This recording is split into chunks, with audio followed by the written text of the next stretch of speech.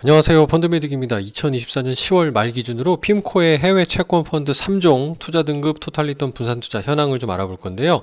그 핌코의 글로벌 투자 등급 언헤지형은 코덱스 미국 투자 등급 회사채 액티브라고는 ETF 언헤지형하고 좀 유사한 스타일이 있어서 비교를 해봤고, 또 글로벌 투자 등급의 헤지형의 경우는 타이거 미래에셋의 미국 투자 등급 회사채 액티브 헤지형하고 유사해서 한번 같이 비교를 해봤습니다.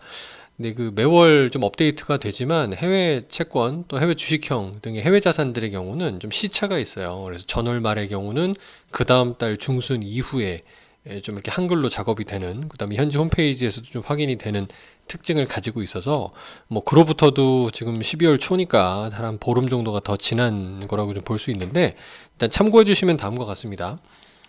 핌코 토탈리턴하고 투자 등급 분산 투자 이 세 가지의 특징에 대해서는 제가 다른 영상에서 좀 말씀드리긴 했는데요. 토탈리턴은 미국채 중심에 좀 투자를 한다면, 투자 등급은 말 그대로 투자 등급의 회사채에 좀 집중하는 특징이 있고, 분산 투자는 하이힐드도 일부 좀 섞이는 특성이 있는 거예요. 평균 듀레이션 면에서는 토탈리턴이 제일 깁니다. 6.37년이고요. 나머지는 6년, 분산 투자가 5.16년으로 짧은 스타일이라고 볼 수 있습니다. 만기 수익률은 토탈리턴이 6.02%, 투자 등급 증권이 5.88%, 분산 투자가 가장 높은 6.88입니다. 아마 그 하이힐드 같은 게 좀 섞였기 때문에 상대적으로 좀 이자율이 높게 형성되어 있다라고 볼 수 있고, 평균 신용 등급도 굉장히 우량합니다. AA-, 그다음에 싱글 A 등급. 국내가 아니라 국제 등급이니까 굉장히 높다라고 말씀을 드릴 수 있고, 운용 규모도 토탈리턴이 5.6조, 투자 등급이 한 12조가 넘고요. 분산 투자도 한 12조 정도 되는 굉장히 큰 펀드입니다. 아마 해외 채권하면 핌코가 가장 유명하기 때문이라고 보시면 되고요. 오늘 말씀드렸던 그 투자 등급 이 채권 ETF들과 비교를 한번 해보겠습니다. 예, 일단 빨강색이 코덱스의 iShares 미국 투자 등급 회사채 액티브라고 하는 언헤지형 ETF의 올해 연초 이후 그래프인데요. 10% 넘게 나고 있잖아요. 여기 녹색이 핌코의 투자 등급, 펀드는 뒤에 UH 붙어 있는 게 언헤지형, 달러 대비 원화 노출형입니다. 그러니까 ETF는 이게 표시가 안 돼 있으면 원래대로 다 노출형으로 보시면 되고요. 해지하는 경우는 뒤에 H가 이렇게 괄호 열고 붙어 있다라고 보시면 됩니다. 핌코 글로벌 투자 등급 언헤지형의 연초 성과는 12.41%로 더 초과 좋은 성과를 보이고 있는 것을 볼 수 있습니다. 채권 자체의 손익에다가 달러 대비 원화 환율이 상승하는 약세 영향이 가세했기 때문인데요. ETF와 비교하더라도 펀드가 더 잘하고 있다는 것을 볼 수 있습니다. 자, 다음은 타이거 미국 투자 등급 회사채 액티브가 이 빨간색 그래프인데요. 이건 이제 헤지형끼리 비교한 겁니다. 그런데도 녹색으로 표시된 핌코의 글로벌 투자 등급 헤지형이 연초 대비 2.56%입니다. 앞서 만기 수익률은 4에서 5%, 5% 넘는 높은 수익률이 보이지만, 달러 원으로 헤지하게 되면은 여기 그 한미지 금리차 이상의 헤지 손익이 반영되기 때문에 2% 넘게 까지고 받는 수익이라고 말씀드린 적 있죠.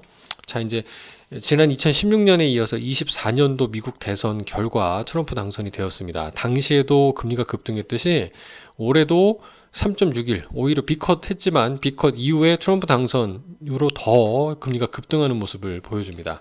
10년물 금리 급등의 이유는 크게 세 가지: 감세에 따른 재정 적자, 그리고 국채 발행 늘어나면 채권 금리가 올라가겠구나. 두 번째, 인플레 관련된 부분입니다. 상품 가격이 오른다. 왜냐하면 관세 물린다고 하니까요. 그리고 세 번째, 이민자 추방한다고 했는데 이민자야말로 저임금으로 저물가를 통제하는 요인이 될 수 있는데, 이민자를 쫓아버리면 오히려 이제 노동력에 대한 임금이 상승하기 때문에 좀 금리 상승의 재료가 아닌가라고 볼 수 있는 거죠. 일단 미국은 그럼에도 불구하고 쉽지 않다고 보여집니다. 왜냐하면 부채 비율이 정부 부채가 138%가 넘고요.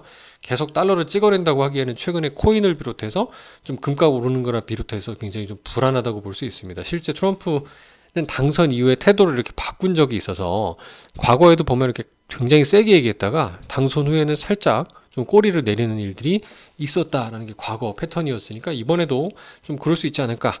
그래서 실제 이게 그 파란색이 미국채 10년이고요. 이 노란색이 투자 등급 채권의 헤지형 클래스 기준 가격이거든요. 실제로 트럼프 당선 이후에 이렇게 금리가 급등합니다. 파란색을 보면, 그쵸? 이게 2016년도 케이스인데요.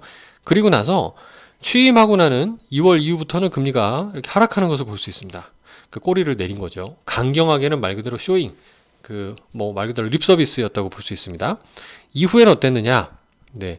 사실 그 금리가 좀 더 상승합니다. 상승하는 건 사실입니다. 근데 이때는 트럼프가 올린 건 아니고 경기가 괜찮아서 오히려 미국 연준에서 금리를 인상하던 시점이었었거든요. 그래서 그런 부분으로 보시면 되고요. 뭐 트럼프 때문에 금리가 올랐다라고 하긴 좀 어폐가 있습니다. 2차 금리 상승 말씀드렸고 이후에 금리가 크게 급락하고 이때 코로나 팬데믹 시절이었어요.